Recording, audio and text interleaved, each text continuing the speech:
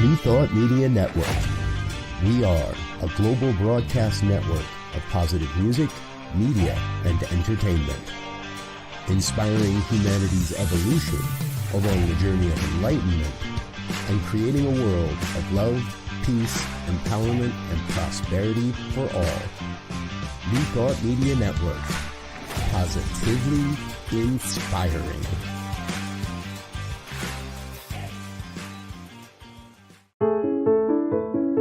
New Thought Media Network. We are a global broadcast network of positive music, media, and entertainment, inspiring humanity's evolution along the journey of enlightenment and creating a world of love, peace, empowerment, and prosperity for all. New Thought Media Network. Positively inspiring. Please help us say thank you to our organizational sponsors, including the Hefferland Foundation, Affiliated New Thought Network, International New Thought Alliance, Science of Mind Archives and Library Foundation, Center for Spiritual Living Denver, Center for Spiritual Living Midtown, New Thought Philadelphia, Planned Happiness Institute, Summit Center for Spiritual Living, One Heart Retreats, Center for Spiritual Living on the Lake, Unity Kitchener, Unity Spiritual Center Ottawa, Om Center for Spiritual Living, Satya Center, Begin Within Ministries, Center for Spiritual Living North Jersey, Unity of Savannah, and the Center for Spiritual Living Seattle, as well as all of our individual donors. Thank you for being part of the New Thought Media Network. Please like, share, and subscribe. New Thought Media Network. Positively inspiring. New Thought Media Network is excited to present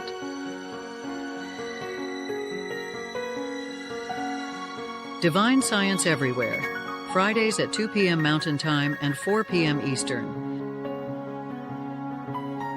Come explore a modern experience of divine science with Reverend Joy Fletcher, Reverend Jeff Radcliff, and Bishop Durrell Watkins. Join us as we open our eyes to divine science everywhere we look. Fridays on New Thought Media Network. Welcome to another episode of Divine Science Everywhere. I'm Reverend Joy Fletcher, also known as Joyful, and some of the ways that I express divine science and my ministry in life is I'm a published author, speaker, hospice bereavement coordinator, and grief support specialist. So with us today, I'd like to introduce one of my co-hosts, Reverend Jeff Radcliff. Hey y'all, and this is Lily Rose. This is her debut appearance on Divine Science Everywhere. She's an old pro when it comes to the work that I do with New Thought Media Network's Friday Fireside Chat with Reverend Michael Mangus. That's later on this evening. You'll also find me on Facebook, Giati Ministries, and it's Giati, because as a true religious scientist, I have to tell you, God is all there is. That's what we teach. And so you'll find me there. Also, one of our sponsors, one of New Thought Media Network sponsors, CSL Midtown in Atlanta, Georgia. I will be speaking for them, delivering their the end of the year message on December 28th. And it's a Zoom thing. It's going to be a virtual thing. So I invite all of you to tune in for that. And we are looking forward to today's episode because I find my new friend, Reverend Kathy, to be fascinating. And I'm looking forward to learning a little more about her. And here's Reverend Durrell Watkins, Bishop Extraordinaire. I am Bishop Durrell Watkins, the Senior Minister of the Sunshine Cathedral, sunshinecathedral.org. the president of Divine Science Federation, divinesciencefederation.org, an auxiliary bishop of the Global Justice Institute, a life member of the International New Thought Alliance, an honorary member of the affiliated New Thought Network, the dean of the Samaritan Institute, a religious education and divine science ministerial training ministry. I am a certified Reiki master and initiate in Kriya Yoga. I'm a graduate of both Union Theological Seminary in the city of New York and the Episcopal Divinity School in Cambridge, Massachusetts, where I earned my doctorate. I studied metaphysics at religious science churches, the College of Divine Metaphysics, and the United Divine Science Seminary. And this is, of all the things I do, this is one of my favorite. I look forward to Friday, 4 p.m. Eastern every week. I do want you to know that if you'll go to Divine Science, divinesciencefederation.org, you can see something about if you'll go to events, divinesciencefederation.org/events, you'll see this cruise we're having in November. There's a few slots open if you'd like to go. We're going to have some training, some prayers, new thought stuff we got to do. But we're also going to have a lot of good food and good bar times, some slot machines if you're into that, some fun shore excursions in the Bahamas. And this is in November. If you live in a cold place, this is so great. And the starting price for an inside cabin is just $299. Of course, you can upgrade and get better and better and better. But this is affordable. There's still a couple of slots open, and you'll have a good time. So I want you to know about that. I'm glad you are with us today. I hope you will like and share today's episode, and really every week's episode. So now I would like to turn it all back over to Reverend Joy, who gives us every week an amazing centering moment. Thank you. Thank you. So first, to begin, I want to share this timeless truth from Fanny B. James, an early divine scientist, and this is from her book, Truth and Health. In his presence is the name of it. All is light, all is knowledge, all is strength, all is love, all is life, all is joy, all is health, all is abundance, all is freedom, all is peace, all is good. God is the only presence, God is the only power, the fullness that filleth all. Now, divine science focuses on omnipresence, the all, the all. So what a radical simplicity this statement holds. It doesn't say some things that are light or some moment love, but rather it is all filled with the divine.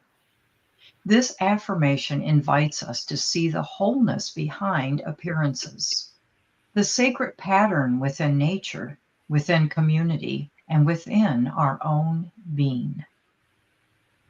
Now today, as our guest speaks of sacred ecology and flourishing leadership, she echoes this truth, that the presence of God is not abstract, but alive in the very ground beneath our feet, in the trees that sustain our breath, and in the systems of community we co-create. We as humans often approach life with fragmentation, seeing just parts or problems or conflicts.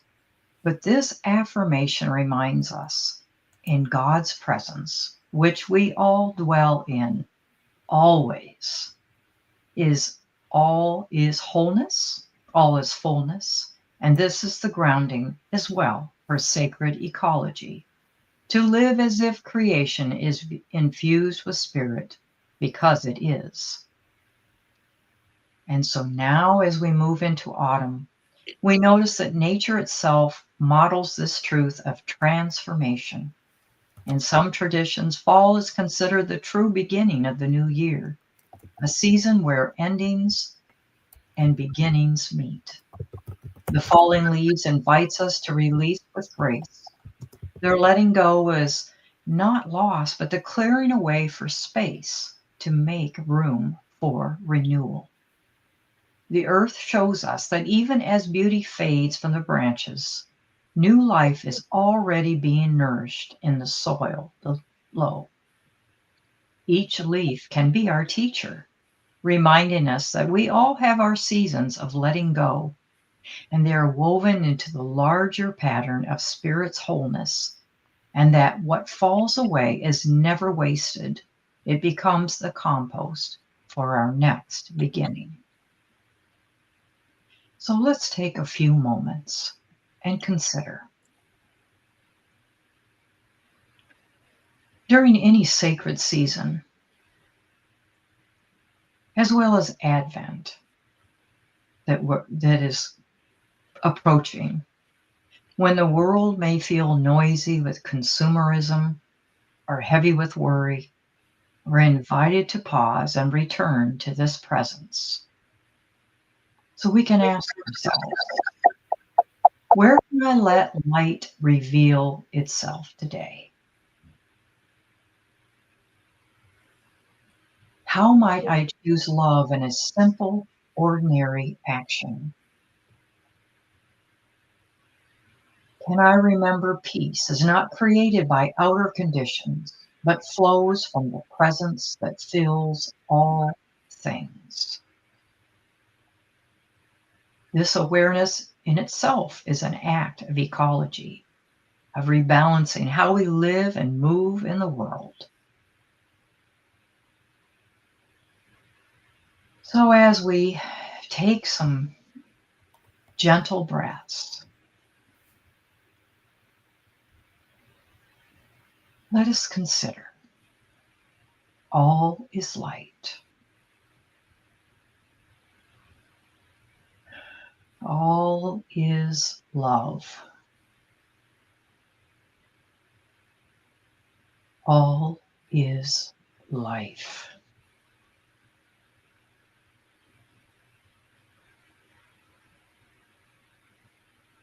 With each breath, allow these qualities to root in your heart.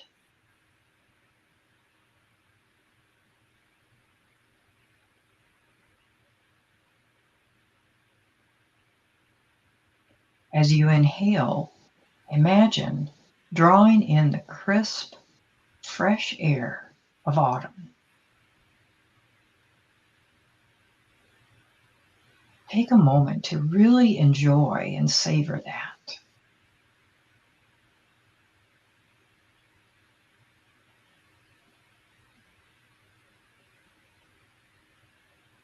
And as you exhale,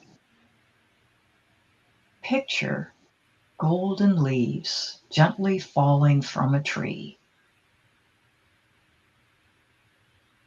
And with those leaves, release with ease what is no longer needed in your life, what no longer serves your purpose.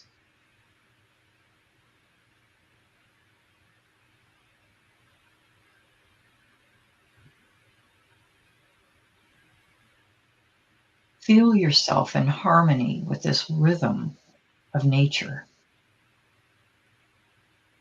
Release and renewal, letting go and beginning again.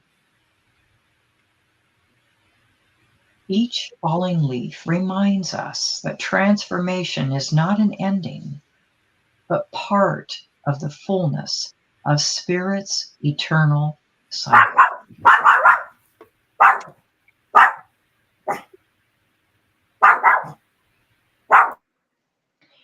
Now see those leaves becoming nourishment for the soil, returning as life-giving energy. And in the same way, what we release makes space for new growth, fresh perspectives, and deeper peace.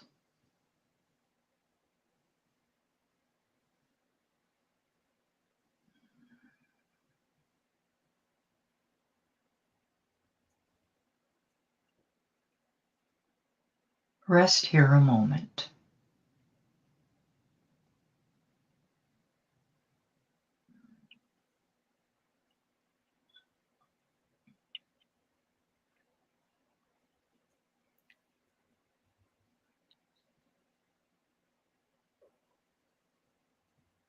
So, as we gently bring our attention to this time and space, let us affirm together, in omnipresence, I am whole. The world is whole, and creation flourishes in the fullness of spirit. And so it is.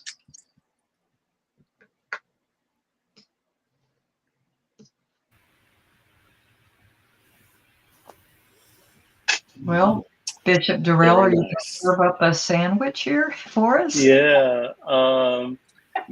I've stacked it differently today. Usually I start in with divine science and put other new thought in the middle. Sometimes just one piece of meat. Sometimes I've got cheese and condiments.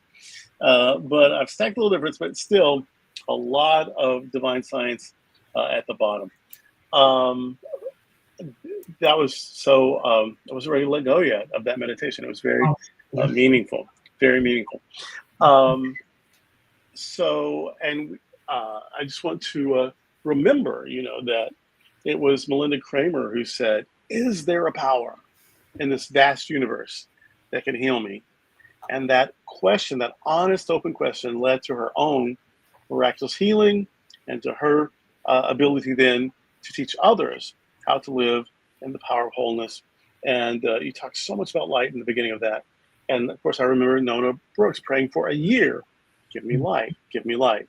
And she had a miraculous experience of light that changed her life and then began a life-changing ministry that we're still part of. So that was very meaningful to me today, that meditation. Now, other people, New Thought luminaries, other people in this great tradition of New Thought, nothing new about it.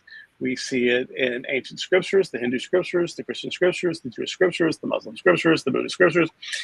We see it in ancient Greek philosophy. We see it in contemporary positive psychology and transpersonal psychology and quantum mechanics. Truth is truth. You call it different things, you discover it in different ways, but truth is truth, generation after generation, all over the world.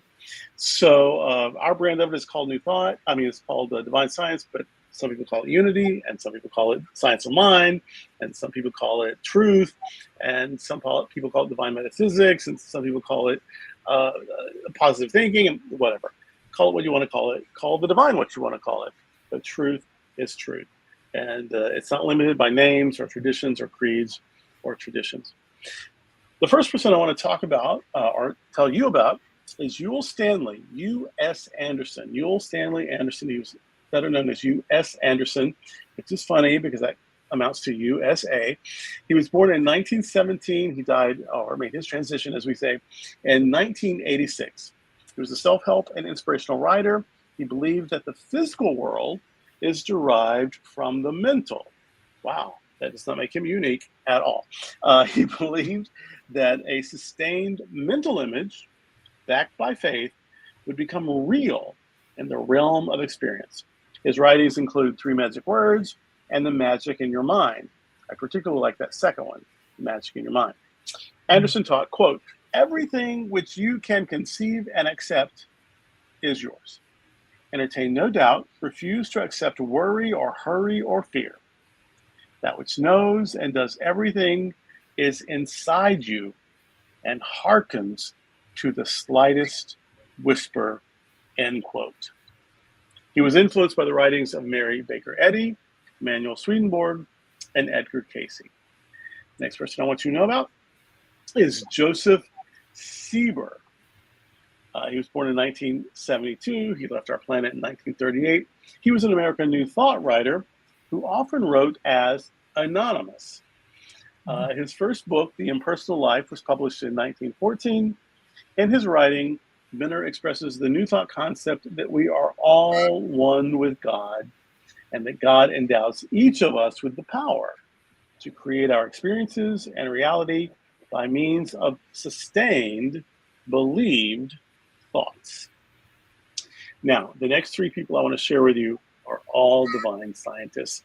We always include divine scientists, sometimes through the beginning and end.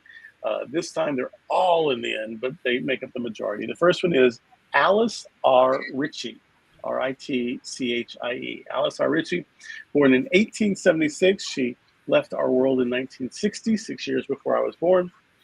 She was an early graduate of the Colorado College of Divine Science, later known as Brooks Divinity School, of which Reverend Joy is an alum. Ritchie served on the college board for 7 years. She received a Doctorate of Divine Science degree in 1919, and in 1921 became the minister of her own church in Chicago. Next person I want you to know about is Anna L. Palmer, born in 1858, transitioned in 1944. We actually don't know a lot about Anna, and yet her essays, her meditations, they pop up here and there. If you ever see Divine Science Lessons, Daily Divine Lessons, it's a book. A lot of her writings are in there. She was ordained by Nona Brooks, one of the early leaders of Divine Science. She was ordained by Brooks in 1916. Palmer became president of the Colorado College of Divine Science and even editor of Divine Science Monthly. And finally, and this one is very near and dear to my heart, Ann Kunath. Because she is sort of the beginning of the tradition that brought me into the divine science philosophy. Ann Kunath was born in 1932, and she left us on this plane in 2021. She was mentored by famous New Thought teacher Catherine Ponder. And in 1998, Ann Kunath founded the United Divine Science Ministry School. She also led a church in San Antonio, Texas. She named her ministry United Divine Science to unite the teachings of the various founders, Kramer and the Brooks sisters. Kramer came first. The Brooks sisters, shortly after, they met each other at some point, learned that they were teaching the exact same thing. Kramer was already calling it divine science. The Brooks sisters, led by Nona, said, "Hey, we're teaching the same thing. Can we call it divine science?" Kramer said, "Why not?" And Kramer ordained the Brooks sisters. And when Kramer died in 1906, the Brooks sisters became the de facto leaders of the movement. The Brooks branch of divine science had become dominant by the mid to late 20th century. And so Kunath named her ministry United Divine Science to unite the teachings of the various founders, both Kramer and the Brooks sisters. The Brooks branch of divine science had become dominant, and Anne wanted to renew awareness and interest in the original founder, Melinda Kramer. United Divine Science eventually joined the Divine Science Federation, and the ministry school would later be led by the Reverend Dr. Christopher Bazemore, and still is. Divine Science was founded by women, and the work to renew interest in its original founder was spearheaded by a woman, Ann Kunath. I'm very proud of that. I'm very pleased about that. And I'm happy to share this story and all these stories with you today. Before we meet our amazing guest today, I just want to remind you that this is Divine Science Everywhere, and we are on the New Thought Media Network.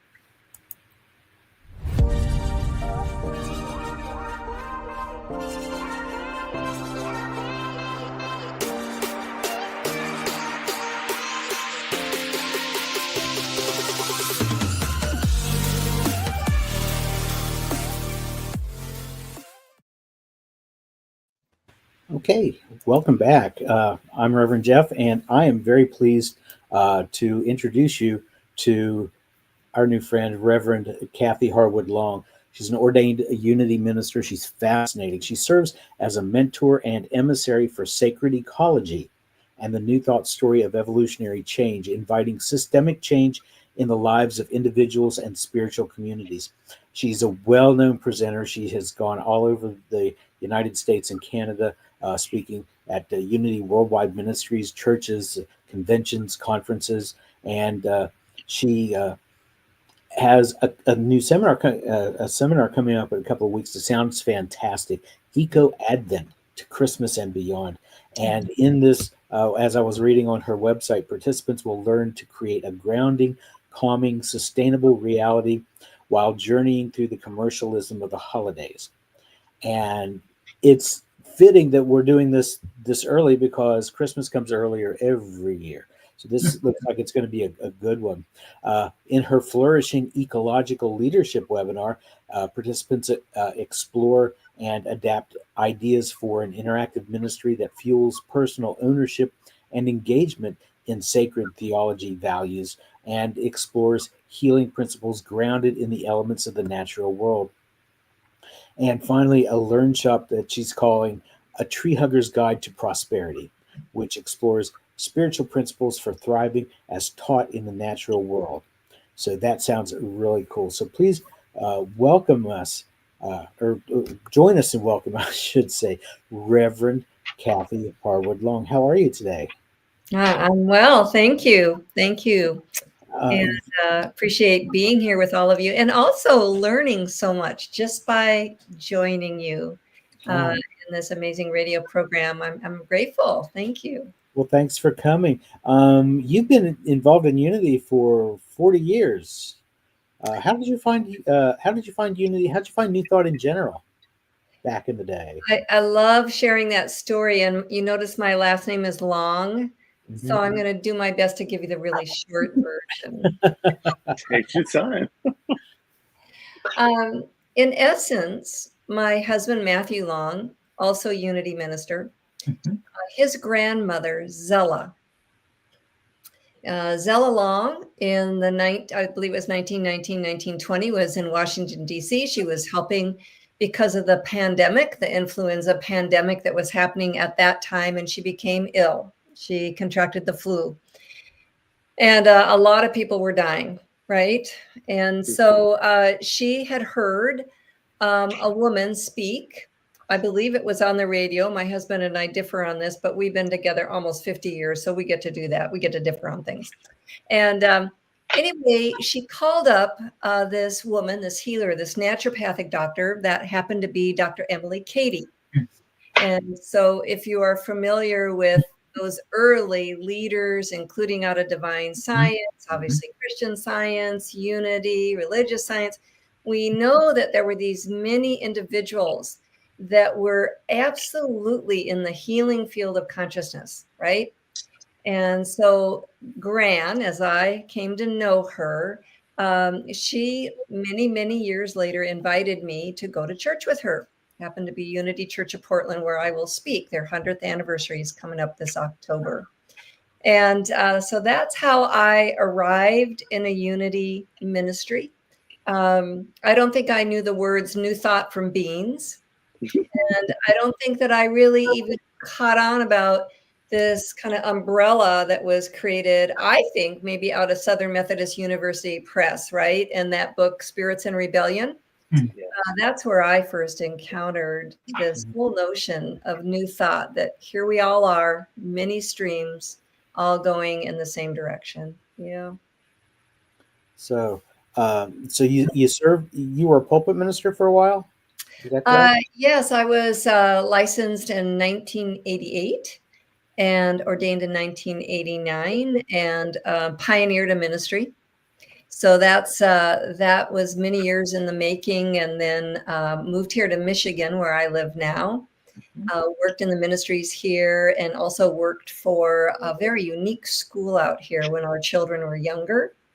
Upland Hills School. Actually, that school birthed the Ecological Awareness Center, which was the first of its kind here in Michigan, put in the first wind turbine in the 70s in the state of Michigan.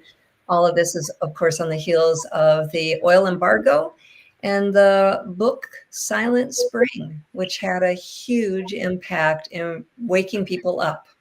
So I seem to have moved all the way out here to do that and not lead a center ministry. However, when I retired from the school, I did serve again in a Unity ministry until, the subconscious, what we talk about as consciousness. And that's a psychological term, but sometimes we just have to use these terms to try to understand how we are inspired. And often the subconscious comes through my dream time and that spiritual insight. And so I, much to my surprise, had another guidance to release center ministry. And now I am in the process of birthing my launching really a dedicated work that I've been doing all along, sacred ecology, at this this time of newness for us, the emergence principle that we talk about in science, right? How does sacred ecology differ from what we came up hearing? You know, in the 60s and the 70s, ecology was the buzzword, and Yep. everyone was talking about it. Yep. And somewhere along the line, we made some progress when it comes to environmentalism, and then just kind of sort of dropped the ball along the way. But you seem to have picked this up. So tell us about sacred ecology and how that ties in with our spirituality. Okay. So, well, I want to bring two things to our attention. One, let's explore what you've just asked. Okay. So ecology is the study of how everything works. It's a science term. Science classes in junior high and high school, you were introduced to it like I was. Sacred is just really inviting us to see that how everything works together is sacred to us. And that it not only is sacred to us in a spiritual realization, it's sacred to us because we humans count on understanding that we are interdependent, that we are interrelated, and that when we want to know how to move forward right now in complex challenges, we know that the solution is spiritual. And that spirituality is expressing through all. We used the word omnipresence earlier, but we also know that those early New Thought leaders started bringing out omniscience, right? Mm-hmm. That knowing is somehow design, this intelligent design, that is another term that's being used by other groups today. It's working in all and through all. So that's the one answer. But now I want to share something that I really want to hold up in everybody's midst, because this movement of caring for creation, environmental movement, it has not gone away. It perhaps has been not as accessible to us through news sources, right? Mm-hmm. But I'm reading to you from a book called Engaging Emergence, written by Peggy Holman, Turning Upheaval into Opportunity. And she refers to Paul Hawkins' work, a book that came out some time ago called Blessed Unrest, how the largest movement in the world came into being and why no one saw it coming. And he says that this is a time of convergence of environmental, indigenous, and social justice movements. The largest social movement in history is happening right now. And this convergence of all of this that we've held up, social justice, environmental justice, being able to look into our relationships, nonviolence, right? All of this is converging. Thousands and thousands of organizations around the world are active today. Okay. So it hasn't gone anywhere, Jeff. It's right here. I apologize. We've got some thunder in the area, and Lily gets off on thunder. What do you make of what's happening politically right now, where we're seeing sustainable energy sourcing being clawed back? I heard on NPR just yesterday, President Trump had said in England, Lily, please, that said in England that like solar power was a disaster, that wind power, sustainable wind power is a disaster. What do you make of this reversal in public policy toward sustainable energy sourcing? Well, I'm a person to work from the grassroots up. So if we think that our political leaders are going to make these changes happen, we're missing the mark. Mm-hmm. And so we have to keep remembering that all change comes from the grassroots up. Right. And not only that you can have lots of opinions in times of revolutionary change, lots of opinions. And it's okay, have your opinion, but let's not be swayed by opinions. That's appearances. What we want to look out there with the eyes of spirit is to see where these nuances of newness. So in New Thought, we really make a lot of emphasis on newness comes through laying hold of a divine idea, that you lay hold of divinity as really like an idea, something that's revolutionary that changes how we think. And it's those ideas that we want to look for that are landing, that are manifesting. For instance, what we're doing right now. You know, we're doing what those early leaders, those speakers, Nona Brooks, those different speakers were doing. We're getting out there and we're having discussions and we're sharing ideas and we're able to be at the evolutionary edge of conscious understanding right now. So we're not just in our little silos, our little they could be large. My church, my denomination, my political view, it's all gone viral. It's all gone viral.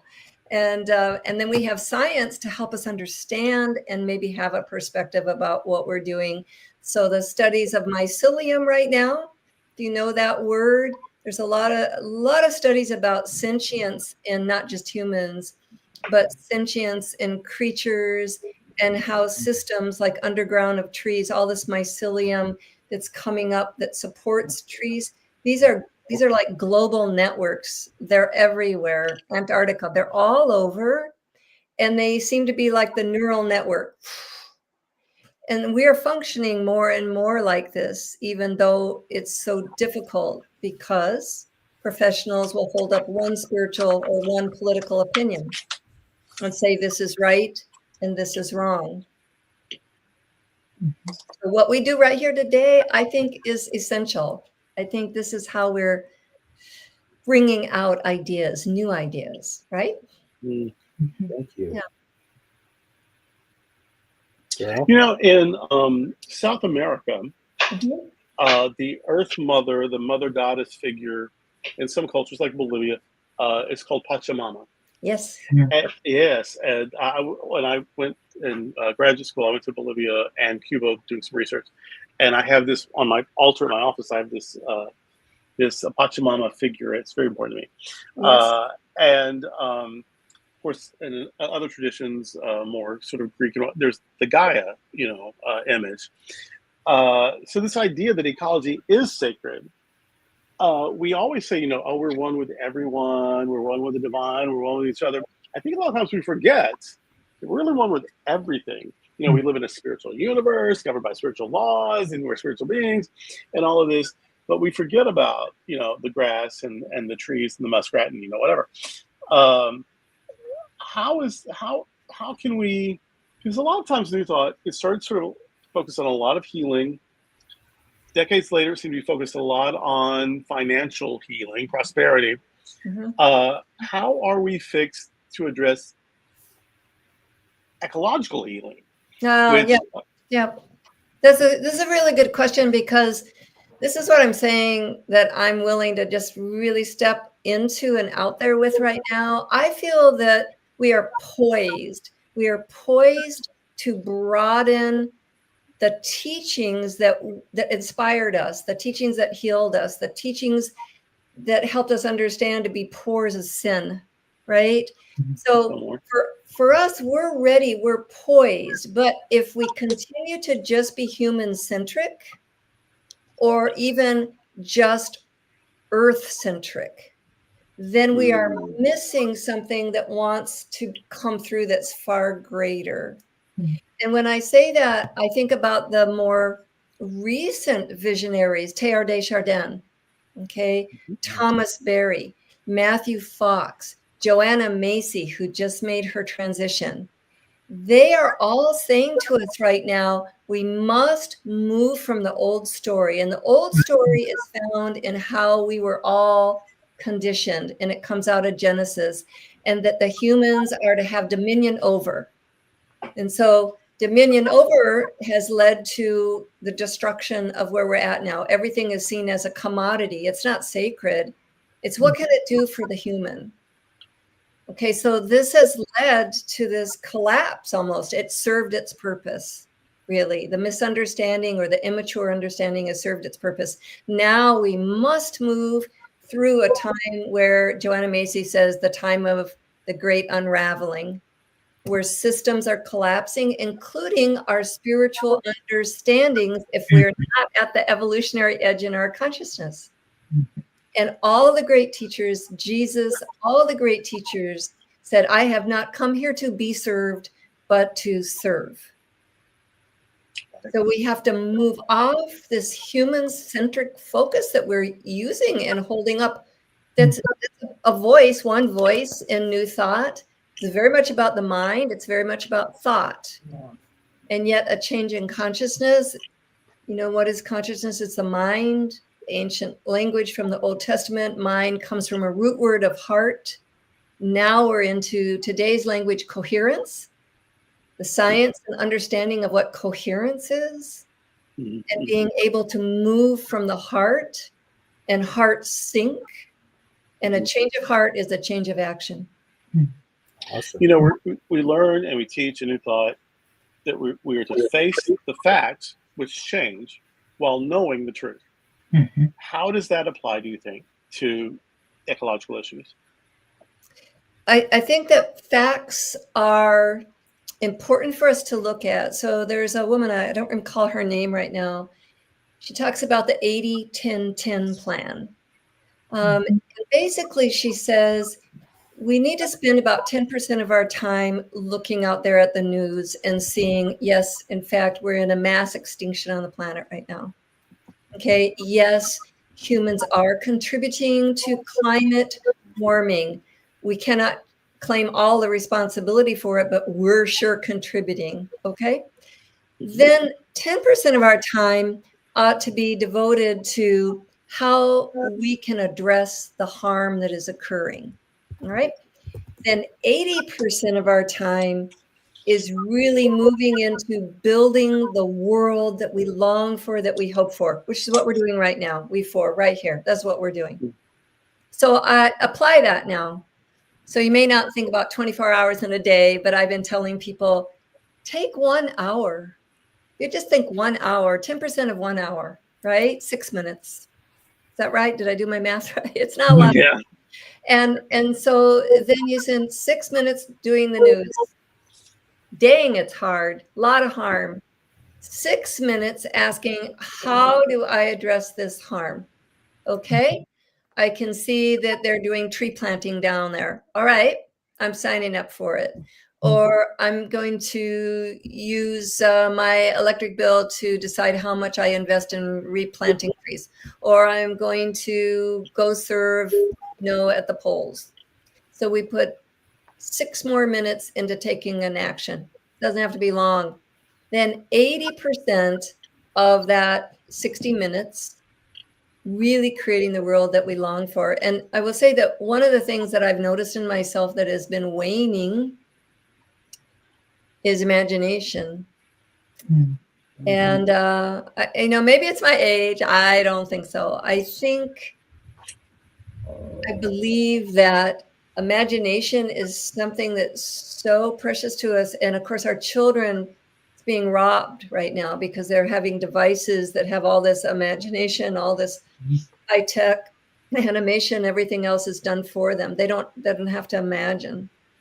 So we are really called upon to create time, I believe, to imagine. What is it my heart longs for? That's good. Can I imagine that we can come together and that we can clean waterways? Yes, I can. Yeah. And I imagine that something can shift the tide and that we will reduce war. Yes, I can imagine that because it's happened before. Right. Yeah. Of course, another word for imagination is prayer. I mean, once we see it, that's what we're calling for, So, Yeah. And I have one more. I always have three little questions, and then it's off to Joy to do the heavy lifting. But Alethea Brooks, there was Nona Brooks. She was the matriarch of the Brooks sisters, and then Fannie James Brooks. She was sort of the systematic theologian, the academic of the Brooks sisters. Although Nona was a teacher. But then Althea Brooks, we really don't know much about her, other than she was married to Charles Fillmore's business partner before he and Myrtle started Silent Unity.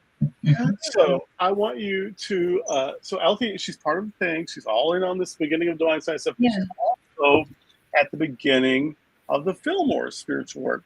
So I want you to imagine Althea and her husband and the Fillmores having dinner one night, and this topic comes up.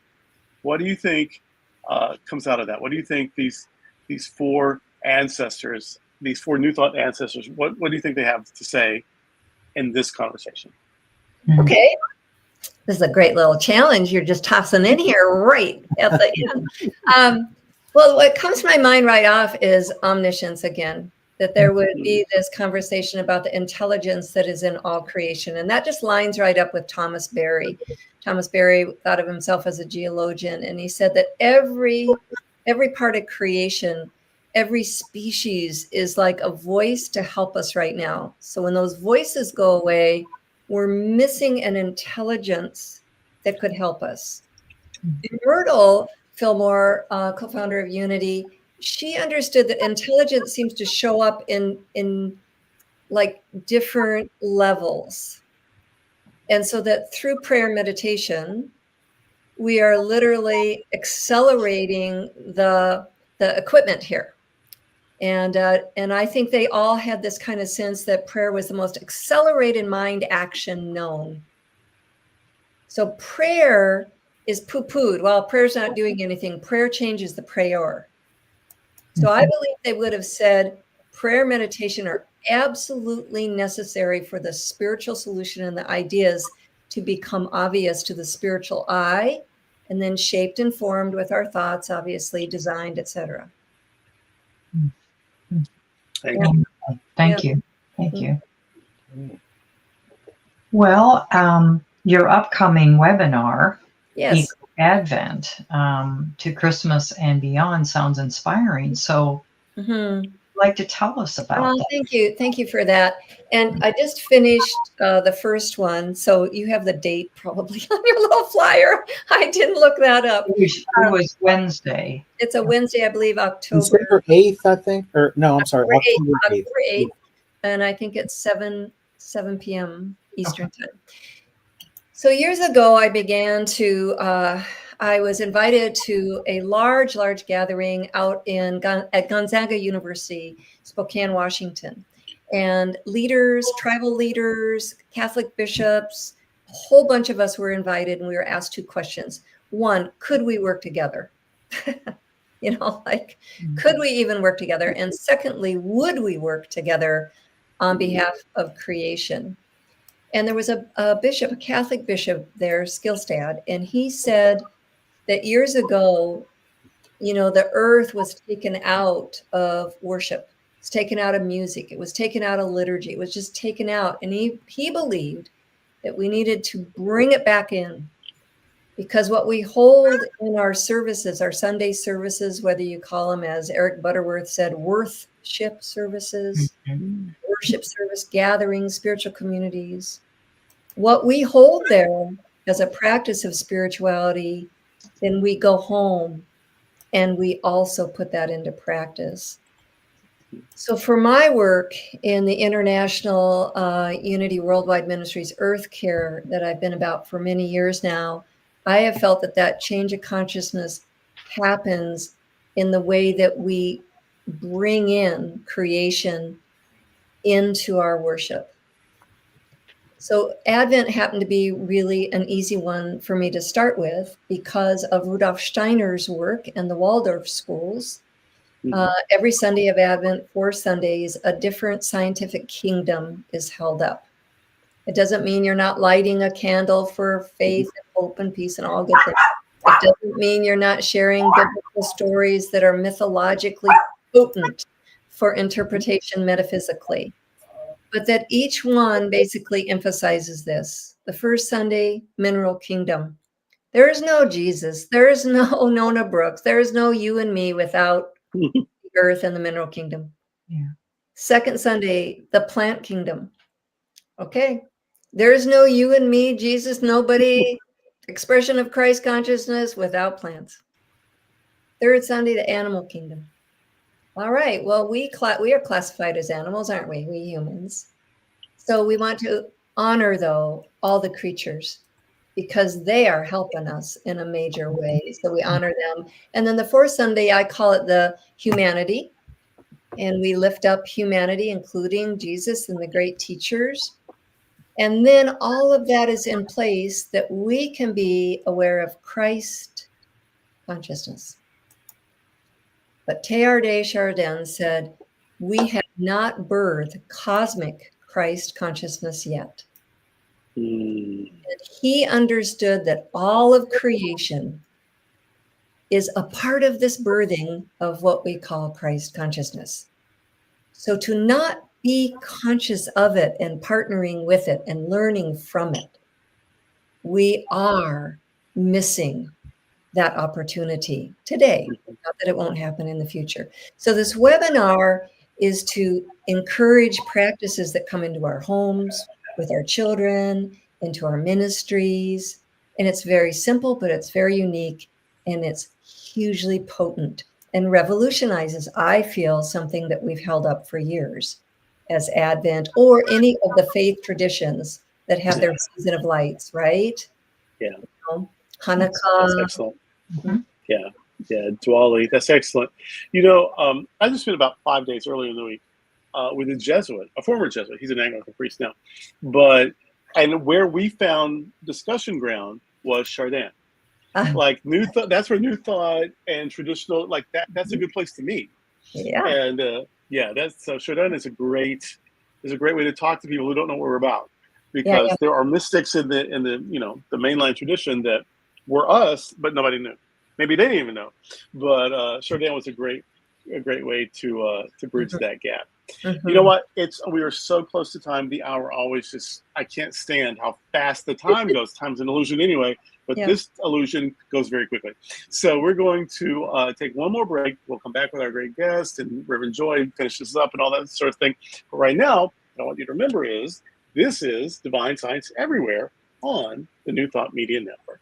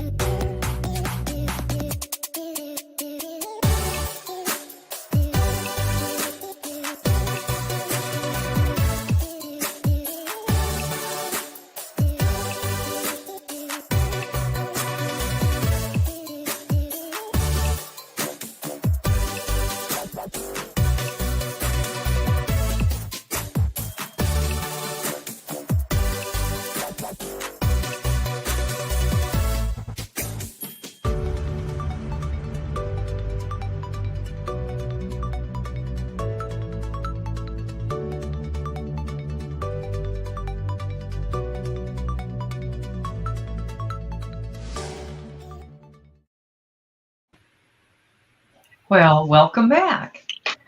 Before we close today, I'd like to mention Reverend Kathy's website. It's Kathy Harwood Long, her name.com, and you can find more information about the work that she does. Thank you. Yes, and thank you for joining us today. And thank my co-host, Reverend Jeff Radcliff and Bishop Durrell Watkins, and our producer, Bishop Robert Griffin. So thank you so much, all of And you. our unofficial mascot, Princess Lily Rose. Princess Lily Rose! All right. Well, we have some exciting things coming up, and next week we will be discussing among us divine science principles and teachings. So please do join us. And until next week, remember that this is Divine Science Everywhere and on New Thought Media Network. And see you next week. Remember to like and share. Thank you. Bye-bye.